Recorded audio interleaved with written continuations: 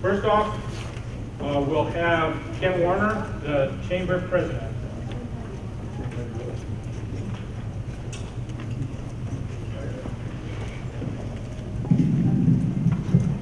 Thank you, Mr. Mayor. My name is Ken Warner. I'm president of the Willmar Lakes Area Chamber of Commerce.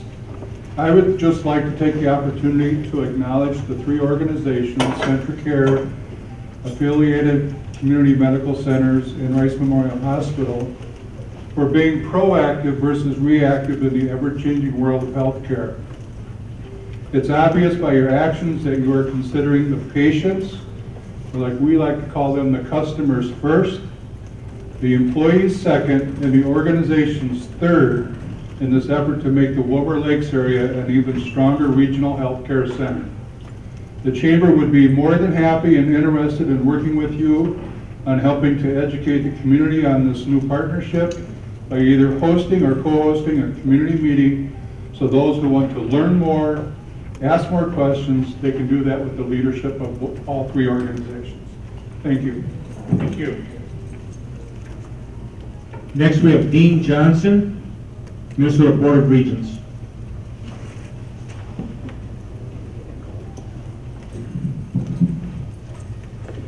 Good afternoon. My name is Dean Johnson, a citizen here at Willmar, and that's who I am speaking for as a citizen and a taxpayer and a former member of the City Council, former member of the legislature, and currently a member of the Board of Regents.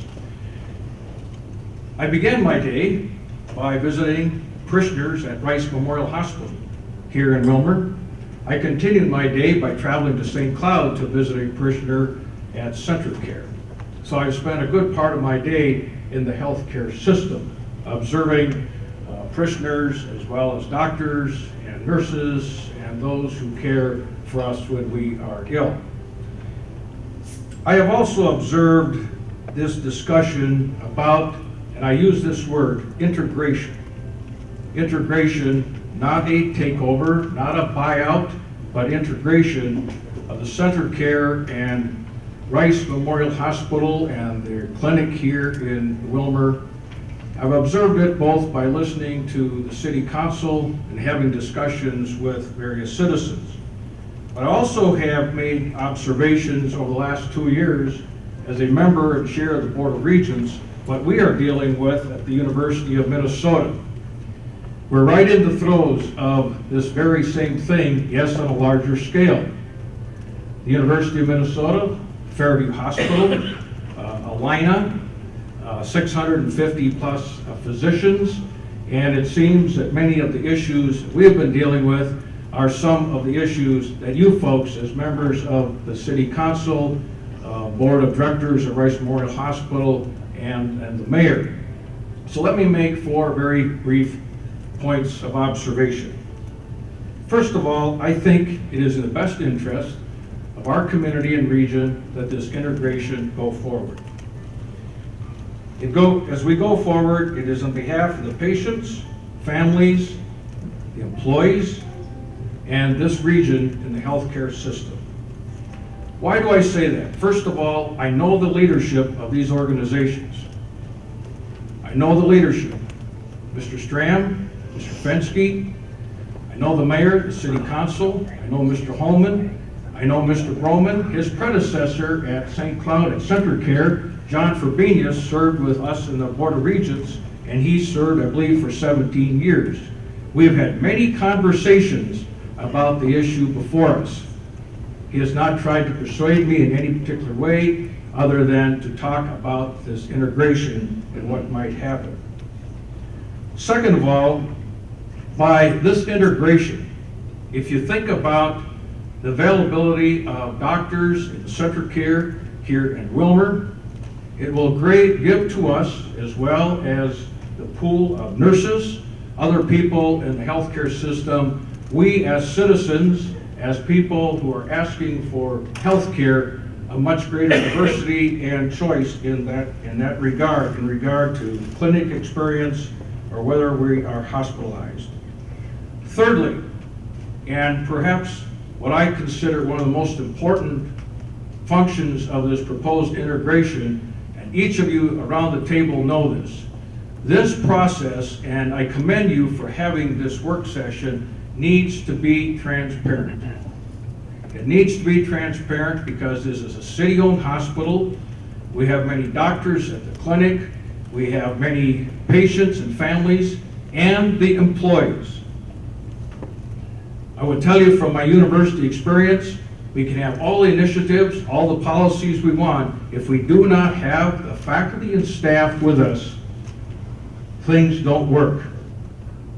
And so I commend to you a transparency as you move forward with the employees, whatever level they are at, nurses, technicians, whatever their responsibilities, so they know going forward what to expect in pay, benefits, and all the things that we as human beings who are employed care about.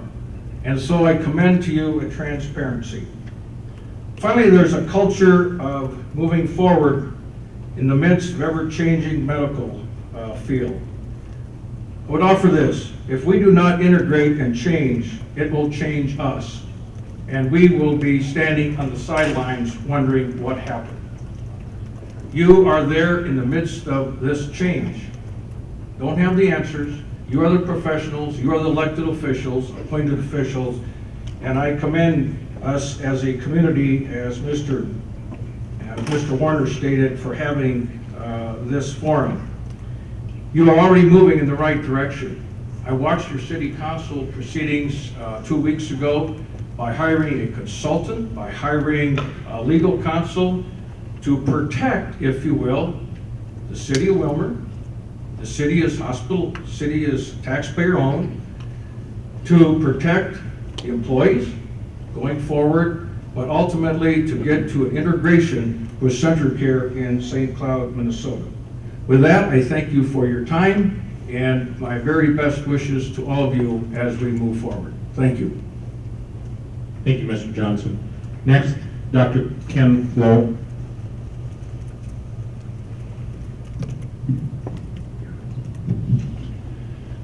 Good evening, and thank you for the opportunity to be able to speak with you tonight and for your participation in this conversation. I'm the Chief Medical Officer at Rice, and I'm also a practicing emergency physician. And I want to talk with you wearing my clinical hat about a couple of right place care issues. There has been some consternation that we're going to become a feeder hospital for St. Cloud, and I want to give 2 examples of how that's not the case. First off is, as in my practice of emergency medicine, there have been about a half a dozen times when I needed to transfer someone to St. Cloud and they simply did not have facilities to care for the patient. They were already at capacity. Those are patients that we couldn't provide the right care for here in Willmar. Those patients had to go to the cities. That would be the opposite of what would be a feeder hospital. The second is the very successful telestroke program that we have. We've had over 100 patients that have had a telestroke evaluation in Willmar by a stroke specialist, subspecialist from St. Cloud. Not just a neurologist, but a neurologist who is specialized in stroke medicine. And of those patients, we've kept about 2/3 more of them here in Willmar than we would have before the telestroke program. That strategy of keeping our patients here in Willmar was a prerequisite for the conversation to have with CentraCare. If they were looking for us to always transfer our patients, we would not have been at the table, as we were not at the table with a different hospital that had approached us earlier with that mindset. So I applaud the opportunity here, the conversation. I hope that it's good. I will be here the rest of the evening if you want to ask me any specific questions. Thank you. Thank you, Dr. Flo. Next, Anita Flo. Pass. Next, Joanna Reller. Thank you, everyone, for this opportunity to speak in front of you today. My name is Johanna. I live here in Willmar, and I'm also a nurse in the emergency room. As a nurse, I'm concerned about the quality of patient care in our hospital. That is at the center of what every single member of our staff in our hospital is there for. We are all there for our patients. And as nurses, that's our biggest concern, is our patient care. Are we going to be able to keep providing the high quality of care that we have been and our community has been accustomed to? And how will you make sure that patient care isn't compromised when we start looking at duplication of services? Thank you. Thank you, Ms. Reller. Next, Betty Rusted.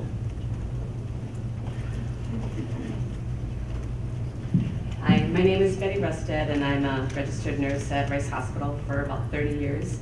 I agree with people about needing to change. I mean, healthcare is changing, ever changing. And I do think there's just some importance of having employees at the table just to help with some of those decisions, because I do feel that it is a teamwork in the hospital and providing the best patient care possible for the patients in our community, which is something we really want to strive to do. With that, I really think it's important for the employees of Rice Hospital that we are maybe able to sit down with you and work out details of the impact on employees, such as recognition and continuing the labor contracts. Also making up for any losses in our retirement or health insurance, and will there be layoffs? Will we need to be, laid off and rehired and have to reapply? Those are some real issues, and I think allowing staff and to be at the table will really help some of this anxiety that we are all experiencing. We've worked really hard for many years also in attaining the retirement that we have and those things, and so I think for the well-being of the community that it's important that we do have a say in that also. So, thank you. Thank you, Ms. Rusted. Next, we have Sylvia Rosh. Probably killed your name, sorry. I'm Sylvia Rash. I've worked at Rice as a nurse for 43 years. My questions, I have two of them. How will this affect our local economy? And the other question is, if jobs are eliminated or people have to drive for patient care or work, will they still patronize our local businesses? Thank you. Thank you very much. Next is Betty Holt.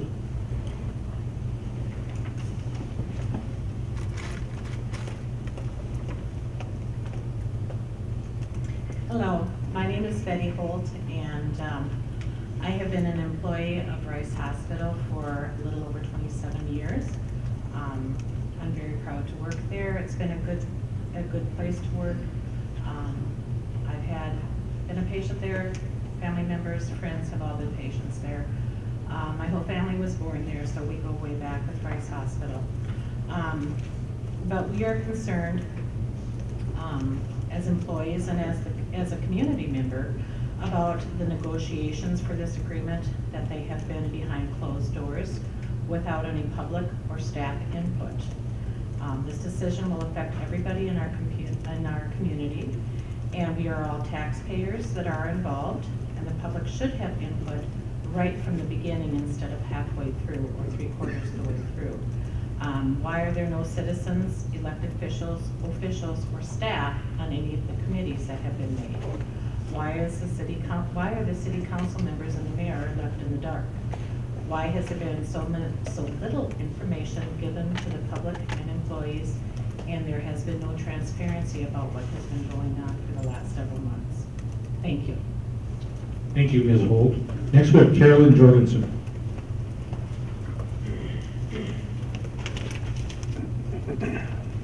Carolyn Jorgensen, I am a resident of Willmar. I also was an employee, a past RN at Rice Hospital, retired in January. My question concerns COBRA and how that might be impacted when CentraCare takes over. Right now I'm on COBRA. I retired with the understanding I could be on COBRA till I'm 65 via Rice Hospital, one of the perks of Rice. And I'm just wondering if there's a chance that might change. Of course, when you retire, you have it planned out how much it's going to probably cost, although there can be small fluctuations usually. And I just would like some answers regarding that. Thank you. Thank you, Ms. Jorgensen. Next, we have Pat Rodabout. I probably killed your name too. You probably did, Mark, but that's all right.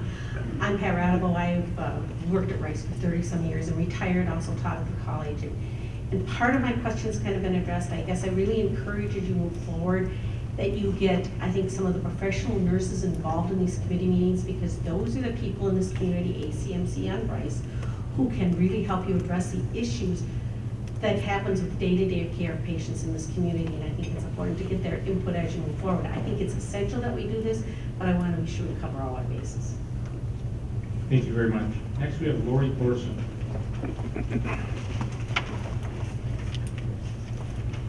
I work on women and children's care. I've been a hospital employee for 19 years and on women and children's, or OB, for 18 years. We cover obstetrics, pediatrics, and women's health issues.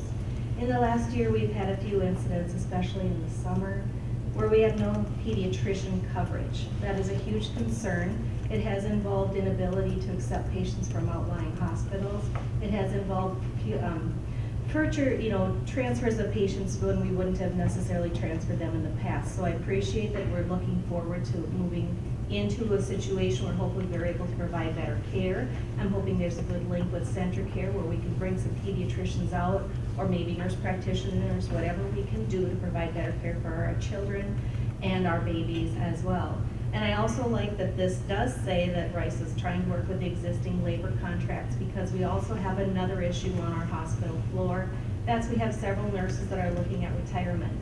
If we can't provide for their retirement needs and looking at the future contract, if they would lose their para, if they would lose their extended sick time, there are a few that may retire, and that would also impact our ability to safely care for our patients, as we are good team members.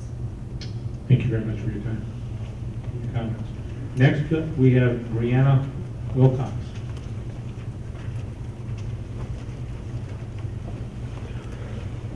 My name is Brianna Wilcox. I work on women's and children's also. And I'm just concerned that I don't want to have to make our community members drive further for care for their parents, for their children, and I just want to make sure that we're still able to do that here. Thank you for your comments. Next, we have James. Hello, my name is James Toms. I'm a registered nurse at Rice Memorial Hospital. Have been working for the hospital since June of 2001. So I have enjoyed a long tenure with Rice. Overall, we've had a very good working relationship. There are a few issues lately that has brought my trust down of Rice, and I just want to bullet point those quickly. Number one, we had some messages through the grapevine that Rice was going to be sold. Well, Mike Schramm came back May 1st, said Rice Hospital is not going to be sold. And I understand that you really didn't want to let the cat out of the bag at that point, but between a sale and a lease, there's not going to be much difference in that sort of an outlet. If this is indeed a lease, which my understanding is Rice approached Para on what would happen if we were to sell the hospital. There's also a point in our contract which protects us for people who are going to take over leadership of a company. Until recently, I was like all okay with that. That's good. The new management will honor the contract, but that's not necessarily what is, that contract verbiage is not regulatable. It's disputable in court. One thing lastly that bothers me as is the lack of staff nurses or staff members being put on this transition team. This is a transition that is very big for the hospital. If you don't have your people on board, it's going to be very troublesome for you on the road. I know a few of you on the board, I know a few of you on the city council, and I know you, Marv. I just wanted to make sure that the city council knows that you are the last stop to whatever transaction occurs. I want to make sure, I know that Rice has its employees at its best interest. I want to make sure that CentraCare has the best interest of its employees as well. Please do your due diligence, make sure that the employees are well taken care of. The last thing we want to do is have a brain drain of the community and have all the employees going for greener pastures. Thank you very much. Thank you for your comments. All of those who made comments, thank you for your comments. At this point, we're going to close the public comments and bring it to the table. First thing I'd like to do is I'd like to have the table introduce themselves.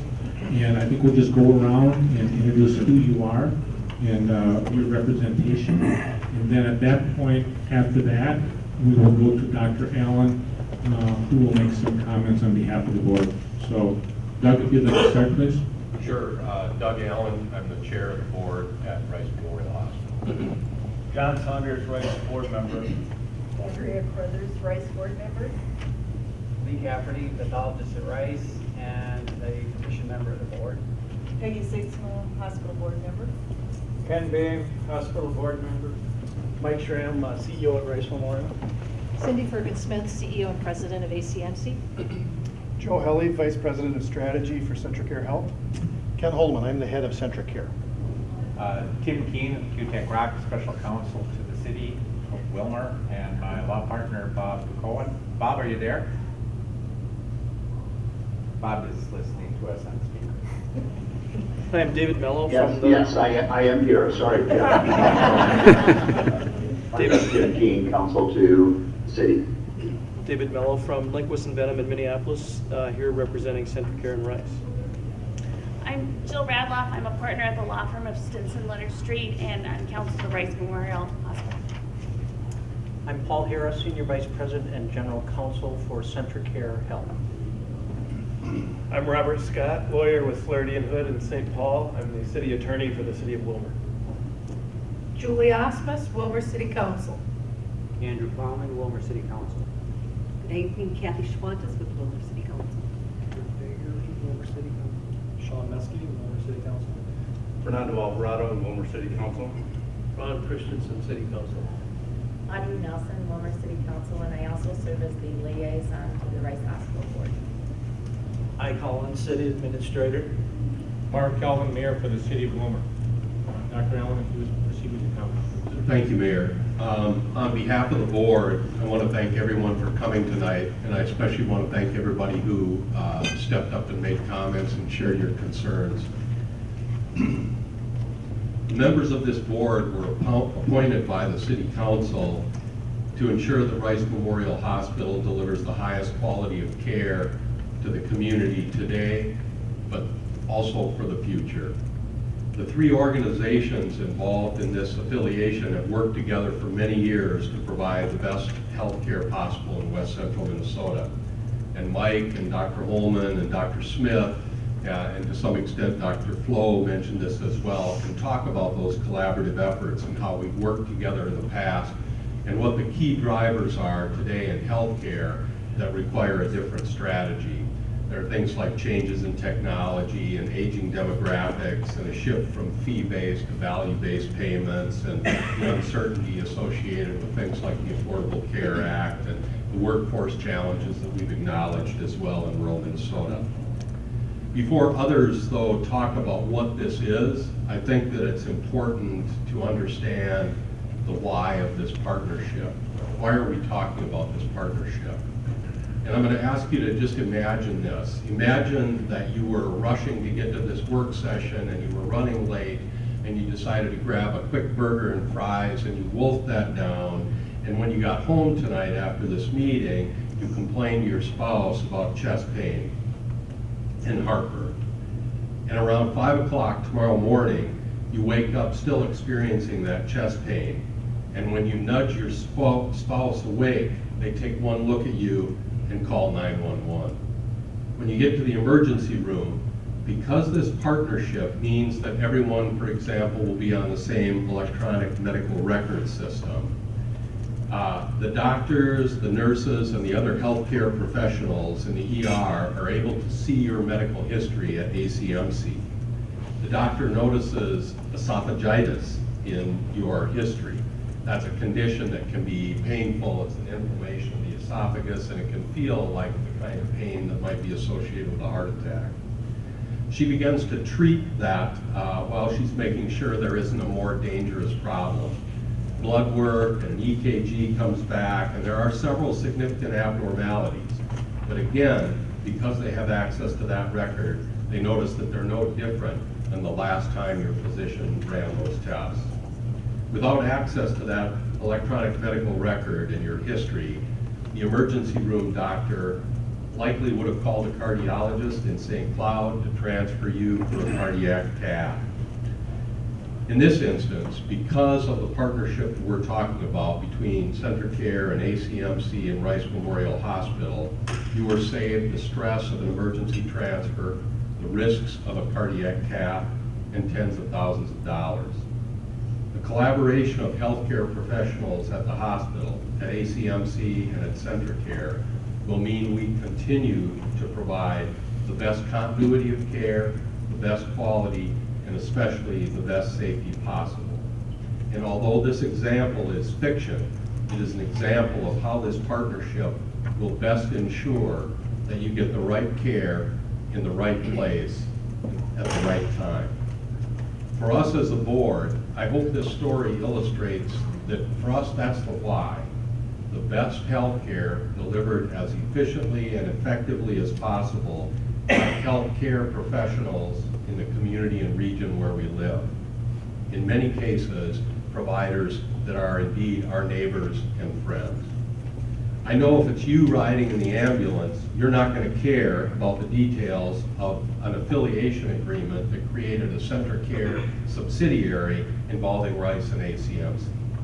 You'll care, though, that the healthcare professionals you know can direct your care and you can receive it at home.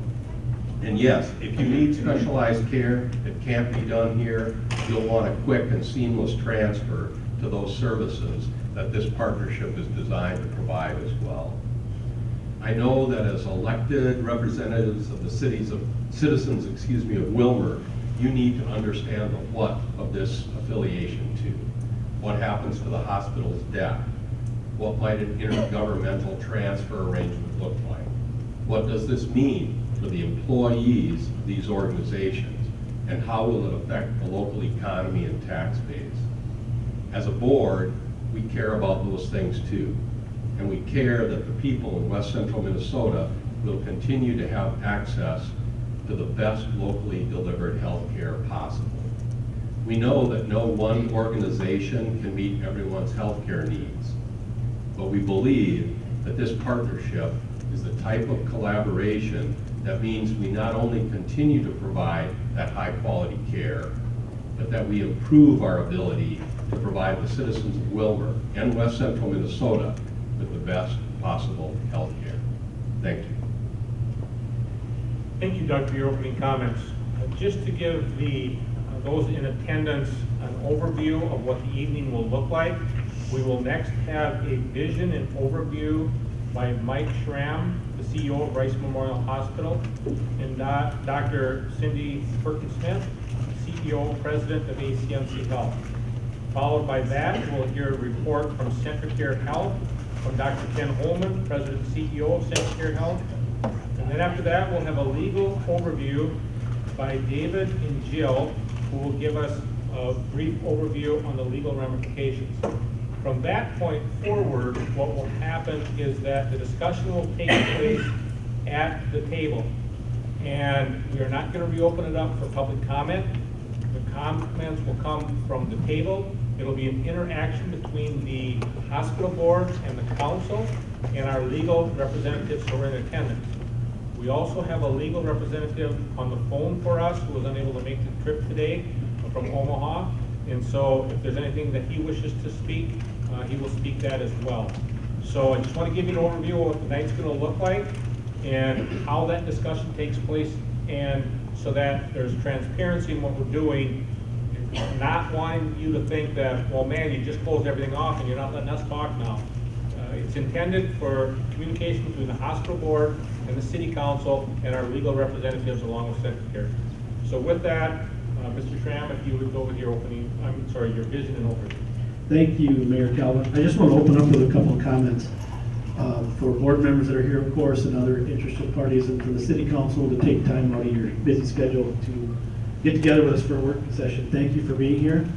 And I'd like to also say to the crowd, thank you for so many interested community citizens to come out and listen to something that's very important for our community, and also for all of our valued staff, our nurses and other staff who have come out who are very passionate about Rice and about healthcare in our community. Thank you for being here tonight. We all agree that this is really an important thing, and I think we all want what's best for healthcare in our community. So thank you for that. Dr. Cindy Firkin-Smith, my colleague, joined me tonight. Cindy, thank you for being here. We wanted to take a little bit of time and just share with the council and others that are here our vision about where we go from here. We talked about a lot of change in healthcare and a lot of things that have changed here in our local community. We want to take a few minutes and just kind of share some background and kind of set the stage for where we are and really what our vision is moving forward. And so with that, I'm going to let Cindy introduce herself to the council and others. Some on the council may not be as familiar with Cindy. She's inside of 2 years as her new role as president and CEO at ACMC. And so, Cindy, thank you. I'll let you have the floor. Thank you to the City Council, thank you to the Hospital Board, thank you to everyone in the audience for having the opportunity to be here tonight. Thanks, Mike. I am new to the role of CEO of ACMC, but I am not new to the community. For those of you who don't know me, I'm a dermatologist, and I've been here for 27 years. I grew up in Iowa, don't hold it against me. I came north to go to the University of Minnesota to medical school. I wanted to make sure that Dean knew that, he left, but I'm a very good gopher. And now I've lived in Minnesota longer than I ever lived in Iowa. So I am a Minnesotan, all burgundy and gold on me. It's interesting, when I was at the University of Minnesota, I went into dermatology, which is kind of an unusual field for somebody who wanted to live in a rural community, but I knew I wanted to live in a rural community. When it was time to start looking for jobs, I looked at this area primarily because I was familiar with it. My husband grew up in Renville. I came out here actually a year before I graduated from my residency, which is also a little bit unusual. But I actually started working out here before I finished my residency. I came out on the weekends because I really wanted to see what the community was like. I kind of fancied myself an academic at heart. I wanted to know that the physicians were dedicated. I wanted to know that the hospital was great. I wanted to know that the people would be good and that it would be a great place to raise my family. And it was. I worked those weekends, and at the end of that year, I committed myself to a career here, and I never interviewed anywhere else. So I've been committed to healthcare and to the people of this community, this greater area, for all 27 years of my career. And what we're doing here is to ensure that for generations into the future, we guarantee that same outstanding healthcare. So let me tell you a little bit about ACMC. Our organization actually formed 46 years ago, but the physicians that came together started more than that, about 80 years ago. But 46 years ago, 2 family medicine and internal medicine groups came together and formed one integrated group. And the reason they did that was because they thought that together they could do it better than they could separately, which is kind of ironic because we're looking at the same thing today, how many years later. ACMC is a physician-owned multi-specialty health network. We have 9 clinics and 1 ambulatory surgery center here. We also have an ambulatory surgery center in Marshall as well. We serve over 100,000 patients with 600,000 annual visits. We actually have over 180 physicians and advanced practice professionals and about 950 to 1,000 employees, depending on how you count them. We have multiple specialties and services, and you guys can read as well as I can, so I'm not going to read through all of them here. Many of these are provided by physicians and advanced practice professionals who live in the communities we serve, but many of these, as you know, come from outside communities, and a lot of them come from CentraCare, come from St. Cloud, and it's with that long-standing referral relationship that we realized that they were a good partner, and we've extended that by moving forward with this collaboration. Many of you may not realize that ACMC is more than just Willmar. We have clinics in London. We have 2 facilities in Litchfield, East and West. We're not very original with our names. We have a collaboration with Swift County Benson Hospital. We went together with the hospital in that community and created a rural health clinic.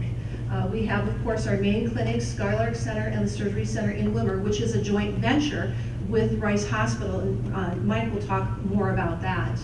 We have a clinic in Granite Falls, in Redwood Falls. We have 2 clinics and a surgery center in Marshall. So we extend pretty much over the southwest and west central part of Minnesota. So I won't spend a ton of time with the council. The council's aware of Rice Memorial and our organization, but as we talk about the affiliation and the partnership, it would be inclusive of certainly the entities of ACMC, all the entities that Cindy described, and Rice Memorial as well. Everybody knows the history and since inception of the hospital and how the hospital, Rice Memorial, came to be 80 years ago. But Rice Home Medical, Rice Hospice, our long-term care facility at Rice Care Center, Rice Regional Dental Clinic, and Rice Health Foundation also are the entities that would be inclusive of this. And give or take, really, ACMC and Rice are very similar as far as size when you talk about numbers of employees. Give or take 950 to 1,000 employees that we employ here at Rice as well. Just for some information, and we've shared this with other, for instance, the Chamber Public Policy Committee.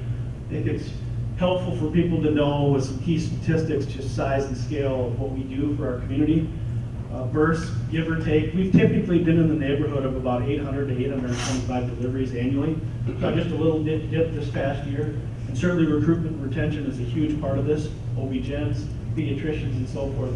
As was mentioned earlier, admissions, about 3,500 admissions a year, and everybody knows at Rice, our staff, that number is dramatically different from 5 years ago. We're seeing tremendous change in healthcare, shift from inpatient to outpatient. Our average daily census is just shy of 34. Emergency room visits in our community, that's really true emergency room visits. Dr. Flo would tell you that really those are, for the most part, very appropriate emergency room visits. We've also in our community got a very robust urgent care setup at ACMC that takes care of about 20,000 patients a year. Total surgical procedures, this is just at Rice. Our ambulatory surgery center does around 6,500 or so surgical procedures a year, so that gives you an idea of, in the community, how many procedures we do. And then our total net revenue, that's a net number annually. Our service area, you may not be able to make this out further back in the room, but it's kind of gray shaded. Our service area very much mirrors that of ACMC. And of course, we've worked very much in partnership with them for many years. So I'll start off by talking about, Cindy mentioned our ambulatory surgery center and Willmar Medical Services. We've had partnerships over the years and worked together in many ways. Yet there was still quite a bit of duplication of services and really competition in a competitive setup, just by legal structure and the nature of how a clinic operates versus a nonprofit hospital. We came together 10 years ago and formed a legal entity called Willmar Medical Services. And that brought together, actually at the time, what I would call the big 3 in services. Willmar Surgery Center, which already was joint ventured, but Willmar Regional Cancer Center, and then imaging services both at the clinic and at the hospital. Since then, we've added Willmar Diabetes Center over the last number of years, and orthopedic and anesthesia professional services and a sleep center that we joint venture as well. It's been a very successful partnership, and it's really been set up in a way where, truly in a 50-50 way, Rice and ACMC work together to manage the services, to oversee those services, make sure that good patient care is being delivered, but to not duplicate investment in capital and what we need to make sure that those services have worked well. For the issue of Willmar Surgery Center, that dates back to 1986, when Rice and ACMC jointly built an ambulatory surgery center. Back in those days, who would have thought that a community hospital and a large physician group would come together in a collaborative way to co-develop a ambulatory surgery center. So it's really been truly a successful partnership. So many of you who have driven by the clinic lately may have noticed that there are some beams going up in the parking lot. That's our new surgery center. We've been very proud of that surgery center collaborative that we've had for 30 years, which is, by the way, way ahead of its time. But it's outlived its usefulness. We need a facility that's more up-to-date and has bigger rooms to accommodate the more aggressive equipment that we need to use. So we have gotten together and we are building our second-generation surgery center. This is going to accommodate the expected growth that we anticipate. As Mike already said, procedures are going out of the hospital. People are not being admitted anymore. And there's a reason for that. Things can be safely done outside of hospital walls, and it's less expensive to do things outside of a hospital wall. And so we want those things to be done safely in the surgery center when we can do it. This new $11 million facility will feature additional capacity for pre-operative consultation, recovery, operative and consultative rooms. It's about 30,000 square feet, which is almost 3 times our current building. We're going to have additional surgeons, we hope. Recruitment's always a challenge, and staff to fill those rooms. We are investing in new state-of-the-art technology and equipment so we can do more of those outpatient procedures, but we're going to continue that focus on convenient, affordable, same-day surgeries. Just a comment before I comment on this slide, to kind of tag on to what Cindy talked about, ambulatory surgery and kind of trends. It doesn't mean that we're not going to continue to do procedures at Rice in the acute care setting. There are lots of procedures that are still very appropriate, and we need that support around the patient to do it. But there continues to be a shift from inpatient to outpatient, and as we come together and we're fully integrated, which is what our vision is, really we're going to make sure that the most appropriate care is delivered in the right setting, whether that's an ambulatory setting or it's an inpatient setting. And the physicians and surgeons and staff who are caring for those patients are going to be making those decisions as to where best the patient should be cared for. I will also mention just briefly, Hans Dahl is actually in the crowd. Saw Hans tonight. Hans was around back in '86 when we put that joint venture surgery center together. So since the announcement, of course, we brought to respective boards at Rice and ACMC, and ultimately the City Council approved the what I would describe as a higher level letter of intent about our pursuit of an affiliation and strategic direction. We've been busy since then. Spent a lot of time that day in both organizations as we had approvals talking about the why and what we're doing, what we aspire to do, knowing that we needed to really, with that letter of intent, allow both organizations to continue moving forward with putting the detail together to what this affiliation is going to look like, which is what we've been doing since then, and we've been busy. We'll talk about more updates here a little bit later. So what is our vision? Our vision is to become the West and Southwest regional hub of CentraCare across the care continuum. We're not being acquired by CentraCare. We're creating something new and different. It's a brand new, very exciting initiative. We're going to collaborate with interested and strong regional healthcare entities. The goal is to include others. You know, ACMC is not just Willmar. Rice Hospital is not just Willmar. This is where this starts, but we are committed to the region that we serve. We're committed to the critical access hospitals that serve those areas as well. We're committed to all of the people in this area. And so we're talking to all of the healthcare delivery systems outside of this town as well. We can provide outstanding healthcare, but other clinical entities also struggle to provide practice management and IT services. It's not that we're going to disrupt jobs, it's that they can't find people to fill these jobs. There aren't enough people in rural Minnesota to do these things. We need to work together and use the brains that we have in these communities to the top of their ability to get these jobs done so we can take care of our people. We're going to build on these existing relationships. So really the case for affiliation, and Doug Allen, our president of our board, spoke to the why. And I think it's important people understand the why and are going to need to also understand the what. But we start with the why and the vision as we work toward putting together the detail to speak to the what. But to the why Rice, ACMC, and CentraCare? And I'll just say that for both ACMC and Rice, we've had long-standing partnerships with CentraCare. We've talked a lot about strategically where we go. Dr. Flo pointed out a very important clinical initiative, the telestroke program, and an example of how patients actually haven't been pulled out of the community. We've been better able to take care of more patients in the community. Our staff at Rice know very well that we've had other successful ventures, one being we've been on CentraCare's Epic clinical information system for over 5 years. It's been very successful. Those are a couple of good examples of partnerships. So we've been used to partnering together for years, but we want to preserve longstanding legacy of community-based care in West Central and Southwest Minnesota. One of the things you're going to hear themes about too is, as we talk about local, is governance, decision-making, and keeping care and services local.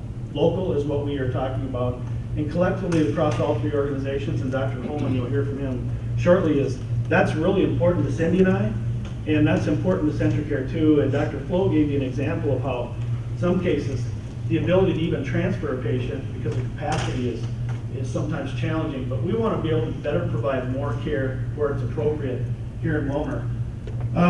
One of the other things that's been a huge challenge for us in Willmar that we've experienced, certainly my tenure here, is not only have we seen a huge shift from inpatient to outpatient and how and where care is delivered, we've had a significant change in our payer mix, meaning the kinds of patients we're taking care of, whether they're Medicare, Medicaid, or on commercial insurance, we've seen a huge shift in the last 5 to 7 years. And really what it tells us is we're taking care of an aging population in a rural community in West Central Minnesota. We need to make sure we can provide good access to that care, and we're well prepared to take care of this population. And for elderly folks that have a hard time traveling, that doesn't mean shipping patients somewhere else. It's how can we best care for those patients right here at home. And so that's really important. You'll also hear us talk about care coordination. To Dr. Allen's example of what we're trying to do from a patient care standpoint is to provide seamless care, most appropriate care at the most appropriate place, but moving patients across the system in a very seamless way where physicians and caregivers have the right information at their fingertips at the right time, and we can better coordinate that care. It doesn't mean that our organizations haven't done a good job in caring for patients over the years, but we think we can do better. There are things that we can do to better care for patients and coordinate care across the continuum. And then here's a big one that Cindy, as much as I or better than I can speak to. Recruitment and retention, certainly of physicians and clinicians, but I would just say it for all staff. We're going to need more staff in the future, but the ability to recruit and retain, and you heard a comment from one of our nurses, appropriately so, about concerns with pediatrics, for instance, where we need to be better able to recruit and retain physicians, other clinicians, and really all staff to make sure that we can care for our patients. That is a big deal today. The West Central Tribune, within the last week, 10 days, ran a series on rural recruitment of primary care physicians. It's a big deal, and it's not getting any less competitive. And we need to be able to better leverage our resources to be successful in recruiting and retaining good people, and retention is as important as recruitment for us. Certainly being able to have the size and scale and resources to be able to invest in important infrastructure like electronic health records, all the kinds of things that we know we need to do to provide good care to patients. And I would say that across all three of our organizations as we've had these conversations, there's a couple themes. One is patients. Patients are the focal point. The center point is patients in this plan. And care being local where it's most appropriate continues to be what we talk about. Certainly this speaks to really, you hear healthcare providers talk about something, the triple aim, managing the health of a broader population, providing high quality care and access to that care at the right cost. The fourth leg of that stool I would speak to, again, speaks to all of our talented people, which is resiliency. There's a lot of burnout in healthcare, and we want to be able to best achieve that quadruple aim in healthcare. These are some of the challenges externally that really speaks to the headwinds that we are facing in our future. So why ACMC, Rice, and CentraCare? Well, it makes sense. We're more alike than we are different. All three organizations share the same geography, obviously. It makes a lot more sense for us to partner than for any of us to partner with somebody outside of the state or outside of a local area, outside of a rural area. And our patients are the same. They're the same salt of the earth, rural, good people. We know the people that we take care of. All three organizations share similar values. We put our patients first, we work collaboratively to improve care, and we're committed to the health of our population. And all three of us share the goal of keeping patients close to home. You know, we can't take care of everything in this community. We're never going to do heart transplants at Rice Hospital, and we shouldn't. So it's up to us as the caregivers in this community to determine where those heart transplants or where whatever should be taken care of.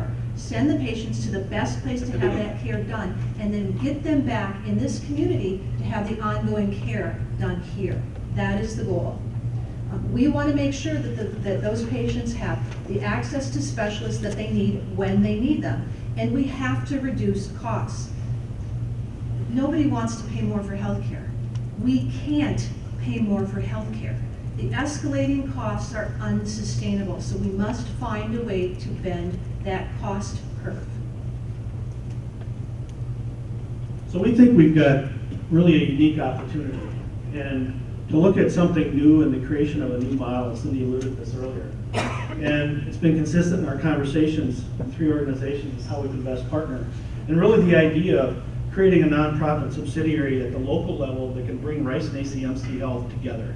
And we have been talking about Rice and ACMC and how we can come together and fully integrate, come together as one organization at the local level for years, frankly. Cindy and I have had lots of conversations since she's been in her role, certainly in the last couple of years. But we've been talking as organizations for many years.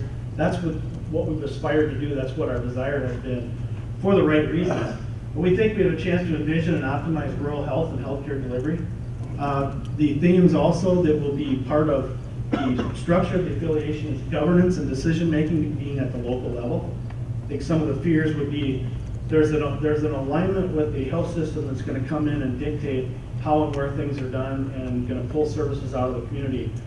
That is actually exactly the opposite of what we have talked about, what we aspire to do with this new organization. And that's really all about right care at the right place at the right time. And as Cindy said, costs in healthcare as providers, we all know it's unsustainable. And so we need to be able to do what we can over time to be able to, as the saying goes in healthcare, bend the cost curve. The benefits to our patients, and it's all about patients first. This is about our community. It's about healthcare in our community. It's about taking care of patients, your neighbors, or your loved ones and family members. Let's provide the best possible care locally, and that's not to say we haven't provided great care, but we think we need to change to be able to be best positioned in the future to deliver on what the community expects, which is care being available locally and being able to have access to my physician. Medical information shared seamlessly, affording physicians and other clinicians access to the most current information available. You know, and as we work in our community, frequent feedback from patients is when they go to the clinic, they really see us as being together already. When a patient goes to the clinic and registers and sees their physician, and then when they need to come over to the hospital for something, the natural question is, well, I already shared my information. Why do I need to share all my information again? Our plan is to get to one electronic health record, and that is a huge thing today in healthcare to make sure, again, that the physicians and clinicians have all the information and history and our other clinical staff at their fingertips at the right time. And then this is another big one along with recruitment and retention. And the community knows, our staff knows, whether it's pediatrics, but I would talk more about things like orthopedics, specialty service lines, where as a community, as providers, we've not ultimately delivered for the community the inability to recruit certain key subspecialties as part of what we are planning to continue to improve on and make sure we provide good access to our community to specialty care. So lastly, this is just a quick Gantt chart on timeline. When we made the announcement in May at Conversations Board and the City Council and ACMC Rice Central Care, we've talked about a tentative timeline of working toward getting approvals later in the fall of this year, the potential of on or after 2018 startup of the new organization. And we've got more detail that's going to be rolled out, and we're going to continue to roll out more and more detail both to our staff as well as our community. I'll speak back to one other thing that's on here, and this is some culture work that we've already started that we think is really important. CentraCare and their organization has been for over 2 years doing a lot of internal culture work that's entitled My Best Begins With Me. And Dr. Smith and I have committed with our organizations looking at continuing to do this. And we've already kicked this off. We had some meetings June 13th and 14th for leadership. We had actually 3 days worth of sessions this week, and we're committed to, as we're moving forward, rolling this culture work out to our staff all throughout the organization. We think that's really an important thing. As we're talking about timelines and where we're at with a lot of interested stakeholders here, our employees, I'll also share that we've got a number of committees that are working on things. One of the things that's very important to our staff is, what will this mean to me? How this is going to impact my benefits, my compensation? Will union contracts be honored? We've been consistent in saying the contracts, the labor contracts that are in place will be honored. they're called contracts for a reason. Those are 3-year contracts. They will be honored. We've said that, and we'll continue to say that. We're doing a lot of work. We've got a number of committees, from legal to human resources to position compensation. Those are important issues to positions as well. And we're getting very close to being able to roll that information out, more of that detailed information that our employees know they're going to be interested and want to know the answers to. Somebody had mentioned a reference to para. Rice did do what's called a privatization study with the para program, which is really a due diligence item. We haven't done anything yet, moved forward with that process, but you've got to do the due diligence work to understand what that would mean as it relates to employees. And what we're really focused on is making sure that we are competitive with compensation and benefits. We're going to be an attractive employer. Dr. Smith talked about the need for more staff. If you look at across Rice and ACMC, the numbers that we have for staff for recruitment now is not insignificant. CentraCare can tell you the numbers of openings they have within CentraCare. And the fact of the matter is we aren't going to need less people. Moving forward, as we enhance our healthcare system, we're going to need likely more people. But we are doing all of our homework around those things, and we're anxious to get more and more of that detail rolled out here in the near term to our staff, and we will be having more employee forums coming up. We also have a date on the calendar for having another open community meeting in early October, on the 5th of October. We're tentatively working on another working session with the council in early October as well. So, you know, our goal in this whole process is to be transparent and to share information as we're able to do that. I think there's some concerns that things are being kind of preconceived or pre-cooked behind the scenes and those decisions are made. I can tell you that's not the case. These are complex things. There's a lot of work to be done. And our commitment to our staff, respective staffs in the community, is to be as open and transparent as we can. Knowing that when you don't have the detail, it's hard to share what that's going to look like, and we're going to continue to roll out that detail as we move along. So this is just our draft timeline. We've got more work to do, and so City Council, we're going to be sharing more information and scheduling another working session after tonight. So that's kind of wraps up our presentation. Be glad to answer any questions of the council, either Dr. Smith or myself.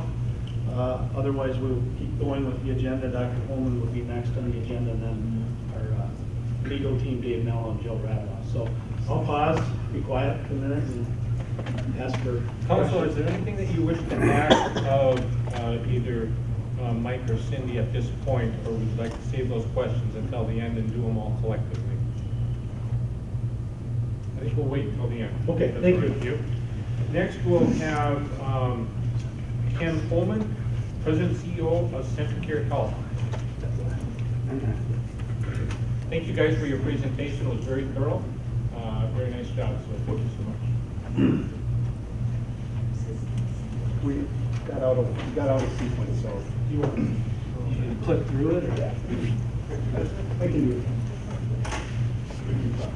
Mayor, council members, board members, and concerned citizens, I'm Ken Holman.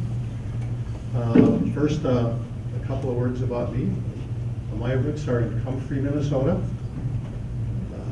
Madison, Minnesota, Thompson, Iowa, and Forest City, Iowa. I grew up in Forest City, Iowa, a small town in north central Iowa. My mom was a nurse and my dad was a teacher and carpenter. And I have a strong connection to Willmar. And in 1959, okay, now I'm showing my age, I apologize. In 1959, at the age of 7, I learned to water ski on Green Lake. My uncle was the director for Green Lake Bible Camp. And we went there for many years, and that's where I first learned to swim and to water ski behind a 12 horsepower Johnson rowboat. And now ski boats are very different.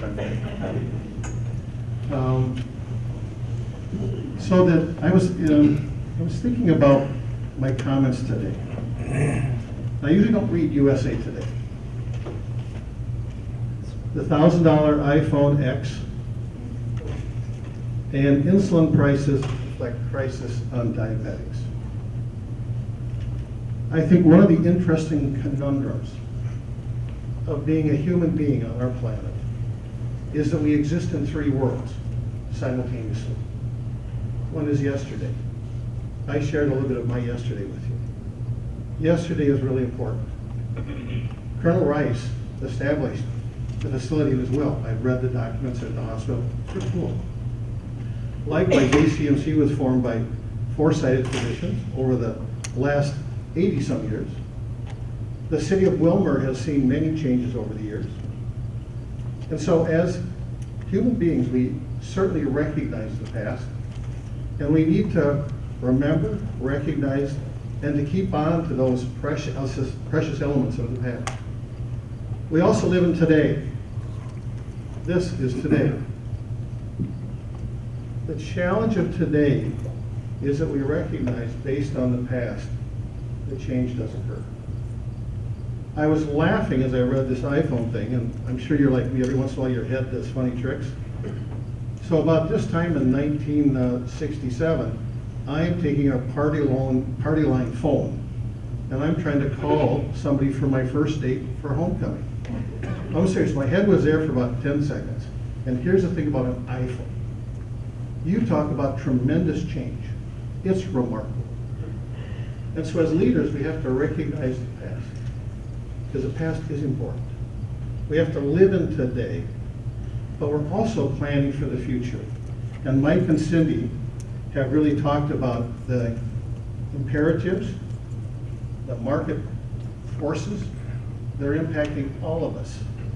And then how we as leaders and how we as concerned citizens help take ownership of the future is really important. So a few words about CentraCare for those of you that don't know much about it. I joined CentraCare 2.5 years ago. I have spent most of my professional life in the metropolitan area. I went to Augsburg Medical School and all my postdoctoral work at the university, and have held leadership positions at Children's Health Partners in Alina. And I have really enjoyed coming to join CentraCare. We're a not-for-profit 501c3. We are owned by our community, our board member, our community members. We exist for the benefit of our community. It was created in 1995, again by foresighted individuals. Dean Johnson mentioned one of them, John Fabinius, and Dr. Terry Platson put together a pretty advanced model at that time of having a clinic merge with the St. Cloud Hospital. We're an integrated regional health care organization.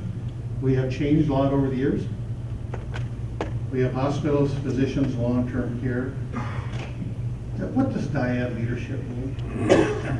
One of the challenges in healthcare organizations is how do we make sure that both clinicians, whether they're nurses or physicians, therapists, are paired with management folks. We need both skills. So CentraCare employs a dyad leadership model where clinicians are paired with management as we make complex decisions around healthcare in the future. We have a little over 10,000 employees. Who is CentraCare? I like to say that CentraCare is a tale of two worlds. This is a really important world for us. It is rural. Our primary focus is rural. We do not have a footprint in the metropolitan area. Our roughly 700,000 patients we serve in any one of a number of different contexts are all rural. This indicates our footprint, if you want to call it that. Likewise, we're high-end tertiary. On any given day, St. Cloud Hospital will be the second busiest hospital in the state. We have the second busiest cardiac program in the state. The numbers for the stroke programs came out a few weeks ago. Mayo Clinic had 859 stroke patients last year. CentraCare had 852, more than Abbott and Hennepin combined. So we truly are a tale of two worlds.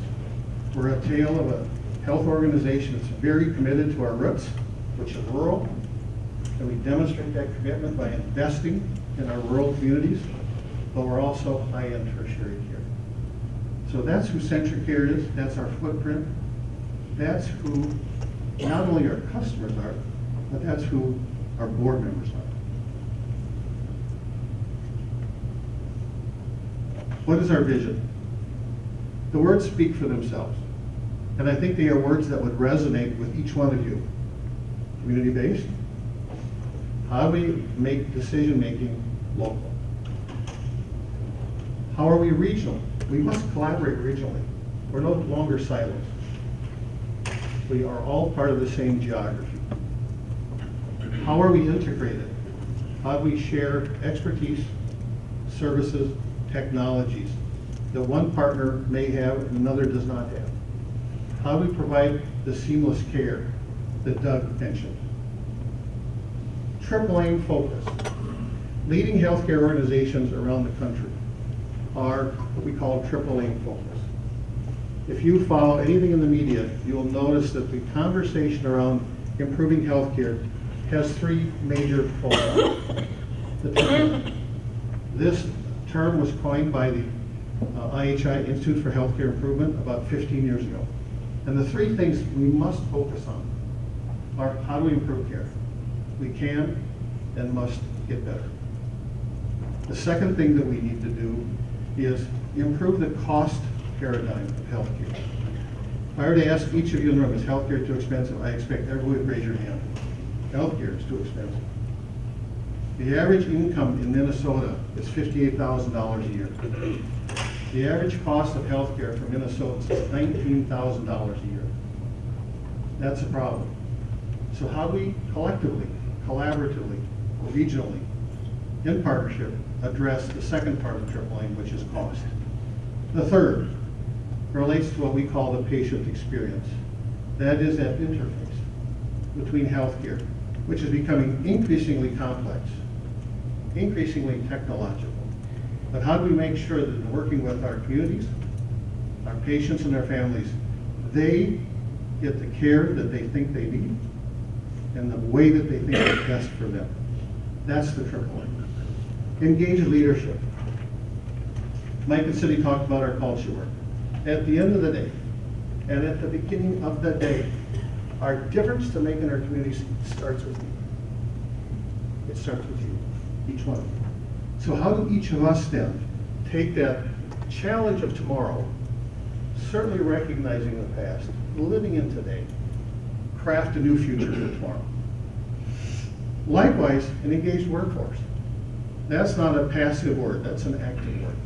How do we engage all of our folks to make that improvement, that difference in the triple aim? And most important, how do we engage our communities? Healthcare does not happen just in a clinic. Healthcare does not just happen in a hospital. Healthcare happens in our communities, with our churches, with our other not-for-profit organizations, in your home, in schools. How do we collaborate differently to have a compellingly different tomorrow?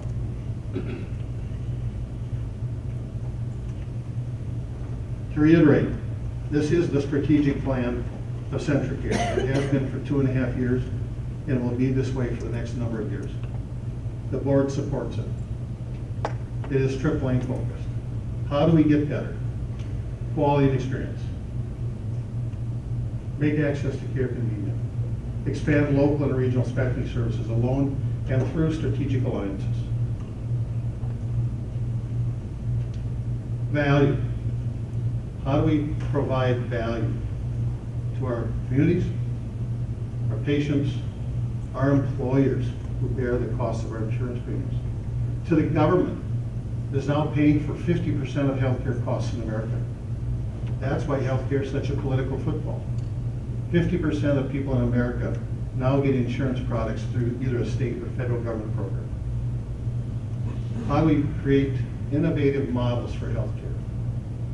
The third part of the Centricare strategic aim is community health. I mentioned that a few seconds ago. We need to engage with you differently. Health is more than just a clinic, a hospital, a pharmacy. Health is about what we do individually and collectively to make a difference. And we like to add one other thing, we call it the quadruple aim. We get it done. It is not an esoteric corporate initiative. It requires hard work by committed people. We will attract and retain the best people that reflect the community we serve and foster a culture that allows us to be at our best every day. Our ability to impact healthcare is an individual one, but it's also a collective commitment. As we look to tomorrow, how do we reflect that individual passion and that collective commitment?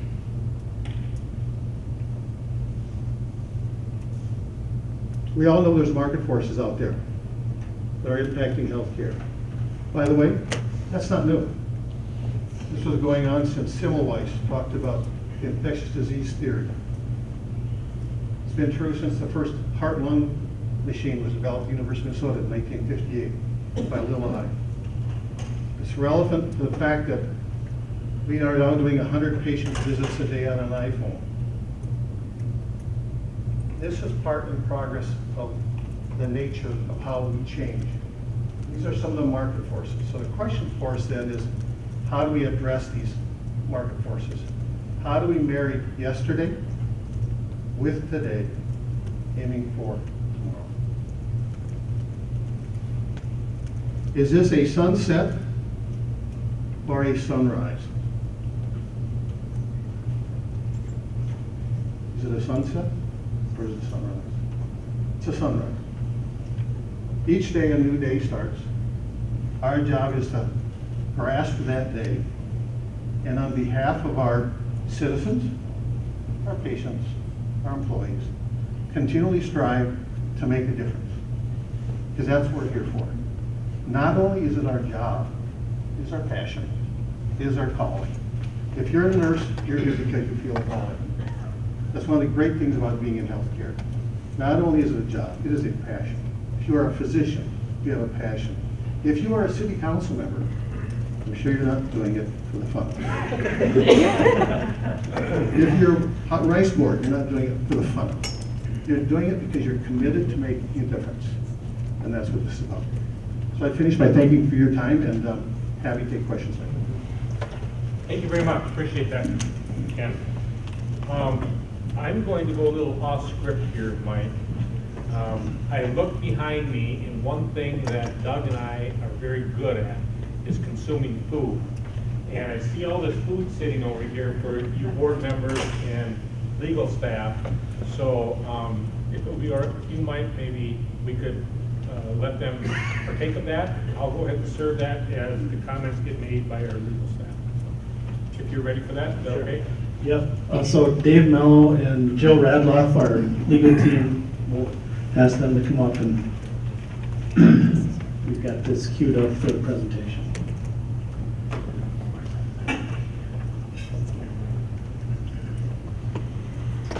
Mayor Kelvin, Administrator Holland, members of the City Council, thank you for inviting us here today. In the interest of transparency, I'm going to try to provide you with information about what's being proposed here and give you an opportunity then to ask us questions as we proceed. Just to provide you with a little bit of context for what we're talking about here, you've heard from Dr. Smith and Mike Schramm and Dr. Holman about the market forces that are at work in the healthcare industry. Those forces have prompted a great deal of consolidation activity among hospitals, and in particular, the consolidation of medium-sized and smaller hospitals with larger health systems. Within the last 18 months, we've seen approximately 300 of those transactions that have taken place across the United States. And here in Minnesota, that activity has occurred consistent with these national trends. You can't really see this on the detailed slide too readily, but essentially the 5 larger systems in the state of Minnesota, being Allina, Fairview, Mayo, CentraCare, and Essentia, have continued to consolidate facilities across the state. So at this point, approximately 30 plus of the 142 hospitals in the state remain independent, so roughly 75% or more of the facilities in this state are affiliated with a larger system.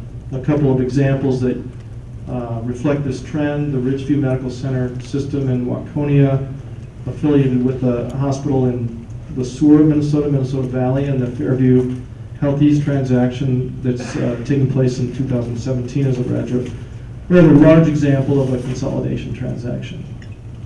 Jill, please interject whenever you feel it's appropriate. So what's driving this activity? You heard from others earlier. In some cases, it's not the case here in Willmar, but in some cases, the smaller facility is being driven by some sort of financial or clinical distress, and that often occurs more acutely with the very small facilities. The transition from what's been historically a fee-for-service model of reimbursement in the healthcare industry to value-based reimbursement has driven a lot of activity. You've heard references to that earlier. There's, and I think, an intelligently anticipated need for enhanced financial and intellectual capabilities in a hospital system to deal with value-based reimbursement. There's also a desire for a reduction in cost structure, and that's, of course, one of the triple aim goals that Dr. Holman mentioned earlier. The value of being part of a larger enterprise for purposes of addressing anticipated capital needs.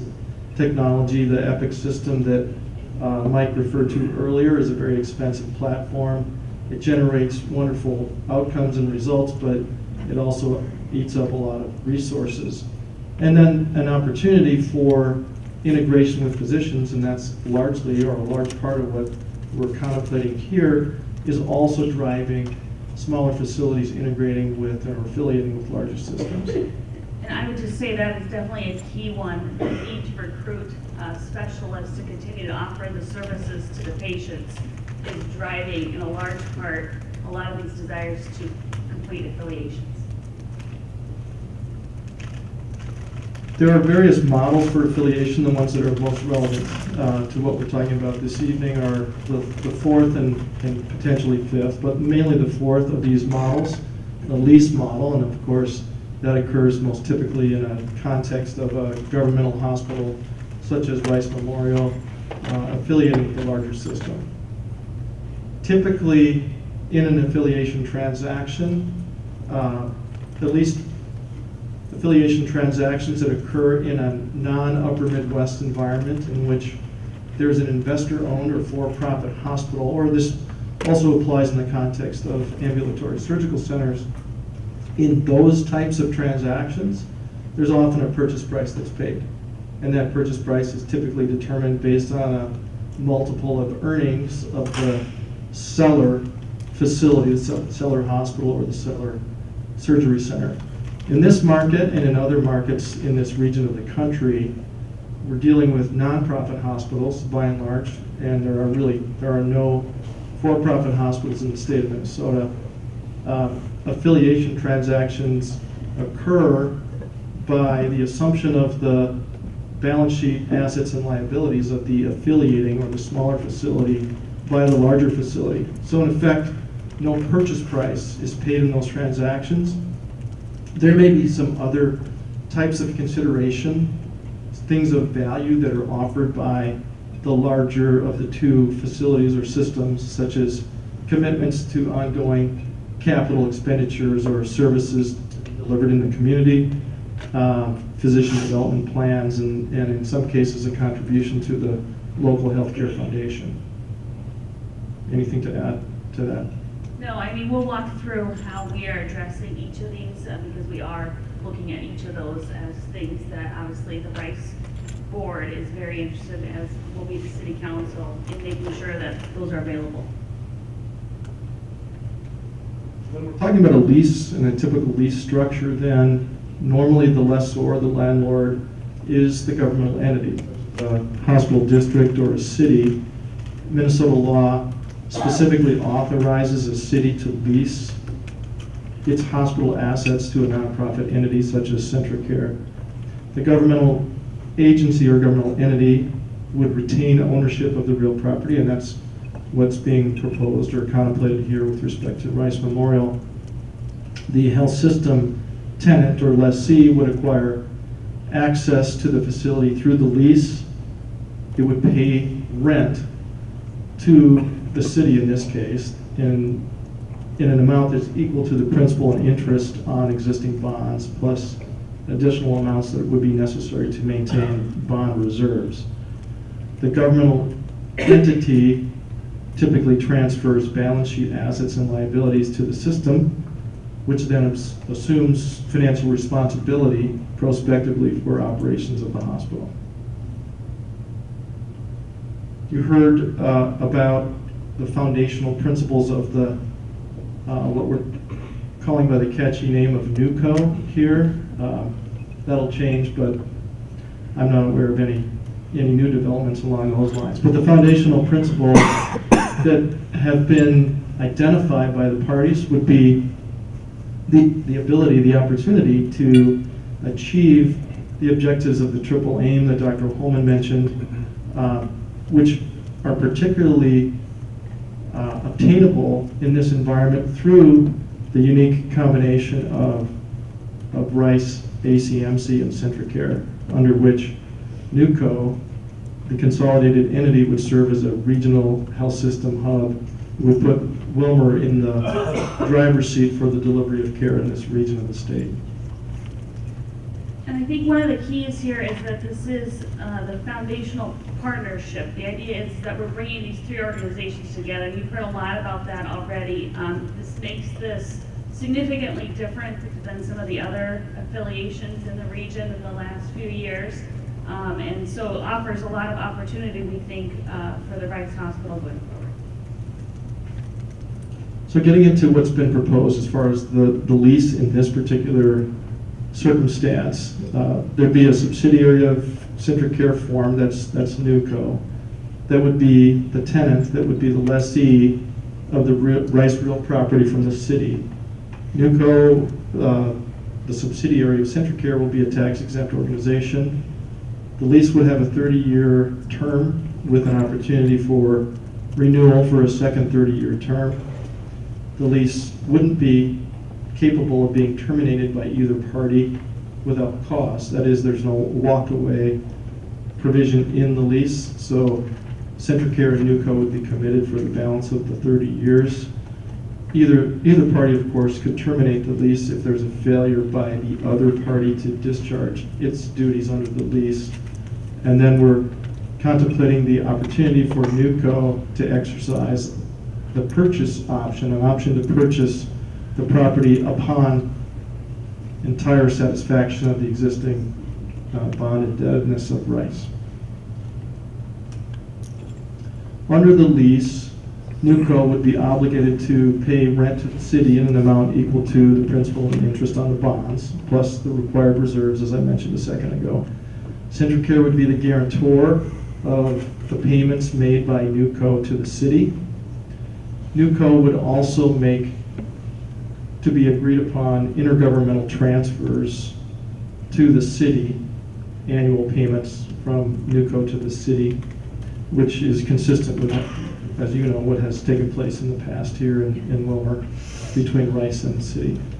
NUCO would be obligated to ensure that the property that's being leased from the city is maintained. NUCO would pay all operating expenses associated with operating Rice and maintain insurance, which would name the city as an additional insured. And NUCO would indemnify the city against claims related to liabilities that NUCO assumes from the city. This is a schematic diagram of what I've been describing in terms of the arrangements between the parties. You can see Centricare Health System at the top of the chart there would be the parent entity to NUCO, which would be a tax-exempt entity itself.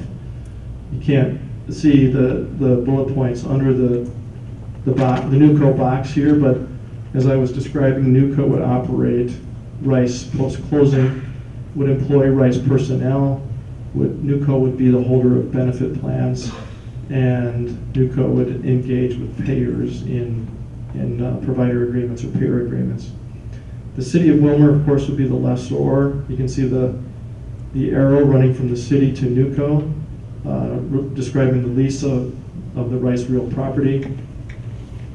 And NUCO would also be the parent entity for ACMC, which likely would be renamed, although that hasn't been determined completely, post acquisition of the shares of ACMC, which is being contemplated. The physicians of ACMC would become part of the NUCO Centricare system post-closing.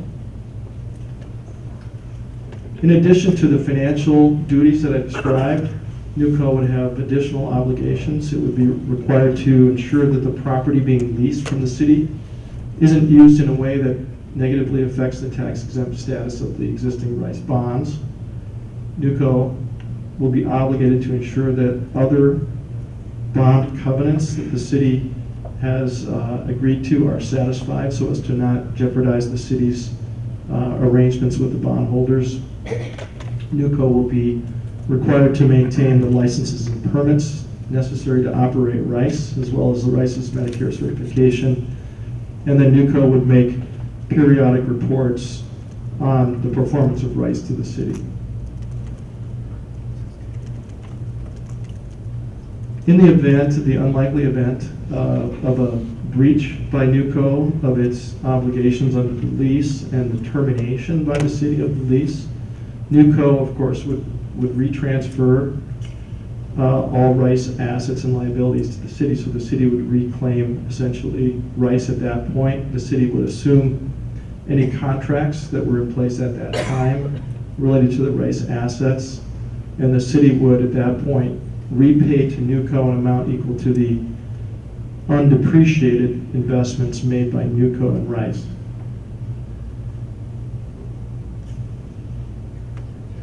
We're contemplating the transition by Rice employees from employment by the city to employment by NewCo. Those would be in comparable positions with rates of pay and benefits that are equivalent to or comparable to what's in place currently. As was mentioned earlier by Mike Schramm, NewCo would assume the existing Rice collective bargaining agreement, so there's been no attempt by any party to walk away from any of those agreements. NewCo essentially would assume responsibility for virtually all liabilities of Rice and all ongoing Rice operations. The city would transfer the personal property, including the equipment at Rice, to NewCo. NewCo would extend membership in the medical staff at the newly designated facility to all members of the Rice medical staff currently. And then, as you've heard, NewCo would have a dyad, or co-CEOs, namely Dr. Smith and Mike Schramm, the current Rice CEO.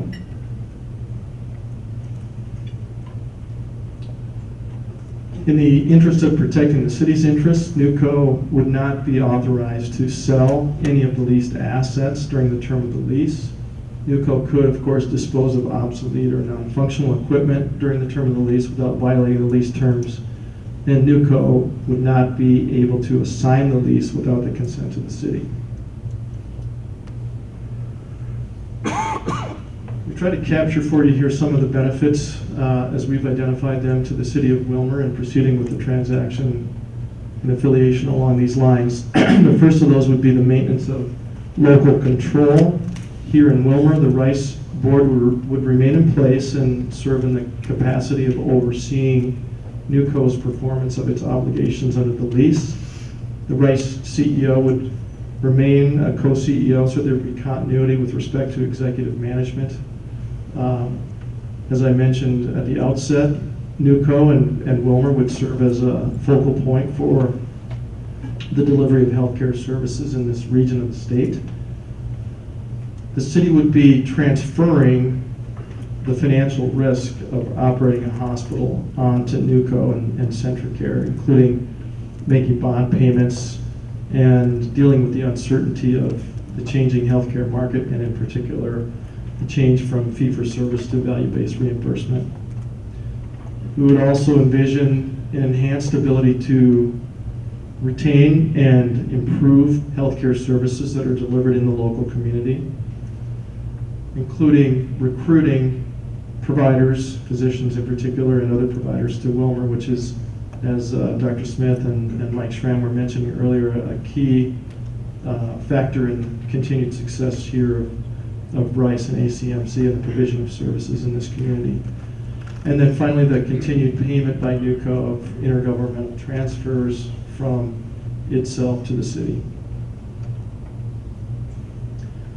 With respect to governance, essentially the Rice Board, as I mentioned, wouldn't change. The methodology for appointment of the Rice Board members would not be altered, and the composition of the Rice Board would not change. The Rice Board would be the overseer of NUCO's performance under the lease and ensure that there'd be continued adherence to the Rice mission and values.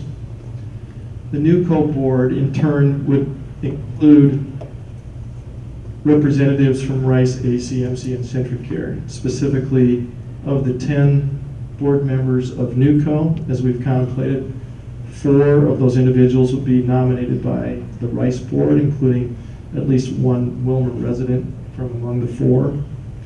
4 individuals also would be nominated by ACMC, including one Willmar resident.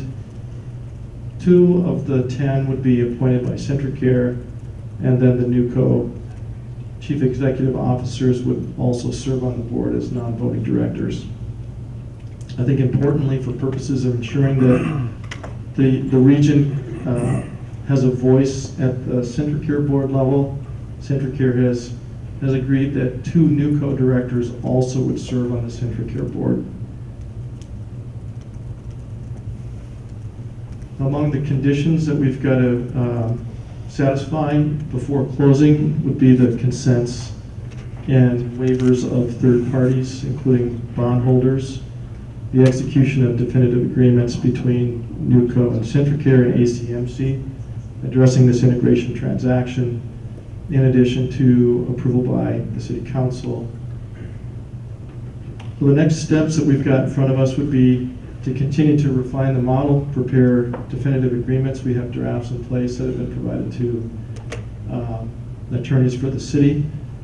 So we've got to finalize those agreements and in addition, continue with the informational sharing, as Mike mentioned earlier, having ongoing working sessions with the City Council. CentriCare Board needs to approve the transaction. Bond Council, as I said a second ago, has to ensure that the documentation is appropriate and doesn't subject the bondholders or the city to any risk. We've got to obtain third-party consents and then close the transaction and make sure the transition is operational. That's the end of our presentation. Thank you. Thank you.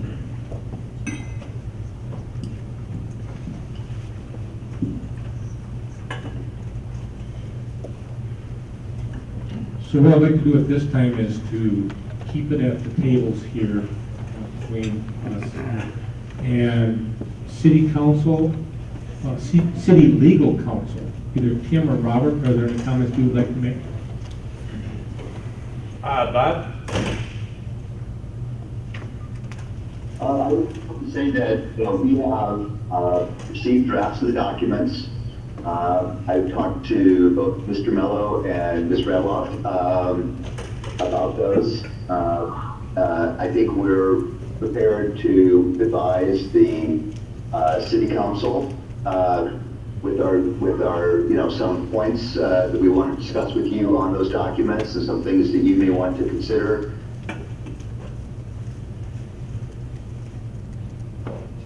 Okay, thank you.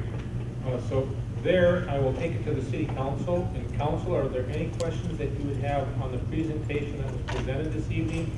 Either Mr. Schramm or Dr. Smith or Dr. Holman or any of the legal representatives here tonight. So any council members that wish to make a comment? Councilmember Osmus. On the segment that we just had from legal counsel,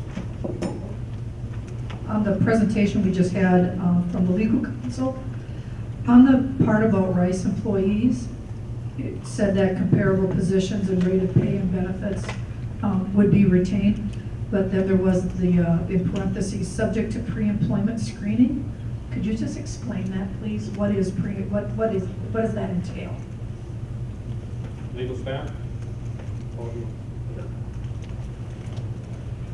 So generally, it's not an in-depth process, but we need to, anytime there's a transfer of employees, we need to check to make sure that employees are not, for example, on a list that prohibits them provide care at a facility. And those are legal requirements that we follow up on. And we do that each time, and generally with our transactions, we haven't had a great deal of difficulty with that. In our affiliations, the employees generally come over in their current positions.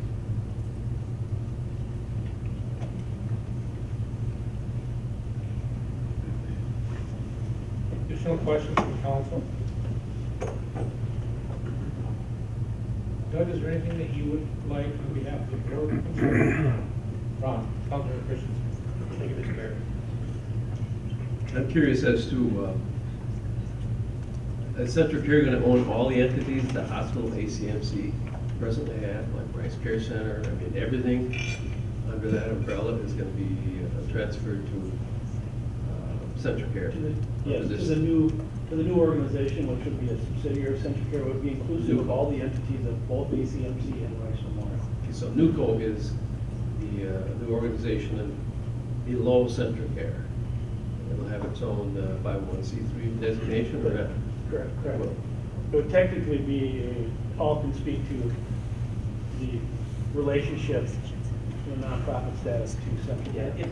It will be a subsidiary of Centricare, and it's not for profit status, it just flows from the fact. So NUCO will be a subsidiary of Centricare. Its not-for-profit status will flow from the fact that it'll be an LLC, so that its not-for-profit status flows from the fact that Centricare is a not-for-profit.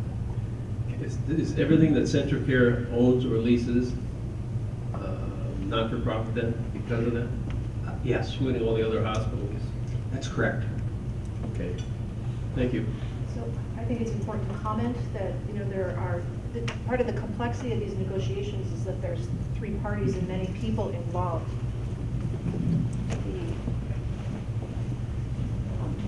You saw the presentation, which included part of ACMC, but this has not been finalized, obviously.